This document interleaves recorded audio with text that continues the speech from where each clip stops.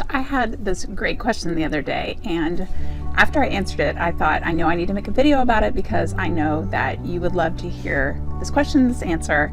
And that is, if I want to avoid going past my due date or having to deal with the decision about induction, what should I be doing now so that I'm ready? And I love this question for several reasons. First of all, just thinking ahead and not getting to, that late pregnancy, 38 weeks, 39 weeks, and thinking about some of the things that we can do and, getting started then. So I love thinking in advance. And as I thought about my answer, I actually have 3 activities that I recommend on a regular basis to my clients and my childbirth ed students to help prepare your body and your mind for going into labor on your due date, around your due date, and hopefully avoiding induction. Now, if we haven't met before, my name is Alice Turner. I am a birth doula, a childbirth educator, and here on my channel, I love to make videos that are going to help you feel confident before contractions start. And this is a great one today because it's 3 specific tasks that I really recommend, and I think you're going to love them once you get into a habit of doing them. Now, I'm going to be honest, these are not research-based. No one did a study doing these 3 activities to prove whether or not they really do put you into labor by your due date. However, there are some principles behind each of these that have shown to help us as we prepare for labor. So the first one is one that is really going to help prepare our body, and that is sitting on a birth ball just 15 minutes a day. So if you don't have a birth ball yet, I have my favorite that I recommend down in the description below, and they're really affordable. You can get them on Amazon, you can get them almost anywhere, even under $20. It's such a great investment, and just spending 15 minutes on the birth ball a day can help prepare your body. You can do so many different things on the birth ball. You can sit, you can bounce, you can do hula hoop type moves, you can sway. You can sit on it, even more than 15 minutes, sit on it while you're watching TV or working.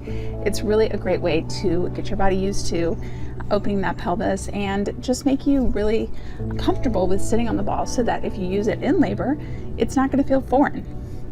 So 15 minutes a day on the birth ball is my number 1. My number 2, it's kind of tricky in that it's 2 activities that I put together, but they're both easy and you can do them both together. And that is practicing your breath that you can use during contractions. So I'm a huge believer in practicing this breath. It is something that a lot of people do if they're familiar with doing meditation or yoga, but it's that nice long breath in and that slow breath out. Long breath in, slow breath out. So doing the breath and pairing that with birth affirmations.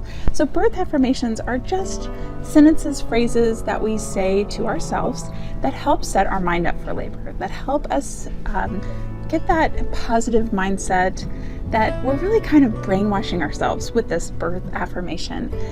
Telling ourselves once a day that we're strong, that we can do this, it really does make a difference. And if you're skeptical, just all I have to say is give it a chance, give it a shot.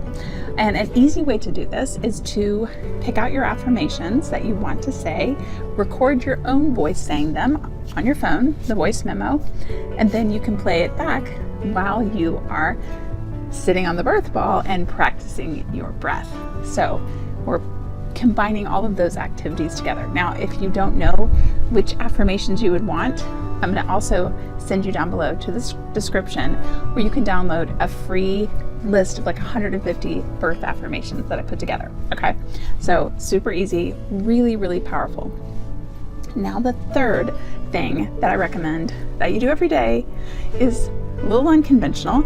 It's not something that is normally included in childbirth education, but I think it's pretty huge, and it's something to work towards reducing our fears, and that is journaling. So I'm a real believer in journaling on a regular basis, really just dumping out our brain onto a page, not overthinking what we're journaling, but just kind of that brain dump journaling. And I'm a fan of the 1-sentence journal idea. So just writing 1 sentence a day, not overthinking it, putting your thoughts about your birth, about pregnancy, how you're feeling anything you really want, any kind of concern, just dump it onto a page once a day. So grab a fun journal. I'm a total journal addict. This one says, remember, ideas become things. So I'm really a believer in that as well. Again, our birth affirmations. So it's 15 minutes a day.